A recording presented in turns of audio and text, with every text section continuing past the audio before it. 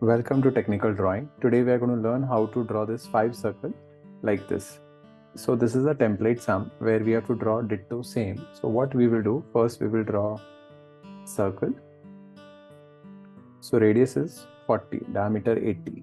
So that means radius 40. So first I will draw that. After that they have given diameter 60. Generally they write when you have 5 circle and all 5 circles are on that circle, right? So that time they say pitch circle diameter, PCD. So they will write PCD diameter 60. It means it's diameter 60 only. So don't get confused. Only remember this term PCD, pitch circle diameter, but it has no application as such. So all the circles are on the same diameter. So that's why they have written PCD. So we have to draw diameter 60. So radius 30. Drawing it very light. Then we have to draw 5 circles. Now if you see, we have to draw 5 circles, right? So what I will do, 360 divided by 5 would be how much? 72 degrees, right? What I will do, I will take protractor. I'll keep it like this.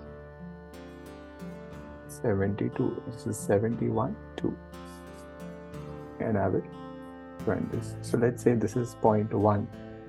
Because we are starting it from here. This is 0.2. So after you got 0.1 and 2, you take 1 to 2, and from 2 you cut here, right? From 1 you cut here, and from here again you cut here. So if you see, you got 1, 2, 3, 4 and 5 points. And now from these 5 points, we need to draw diameter 16, that is radius 8. So this way we have done a given copy.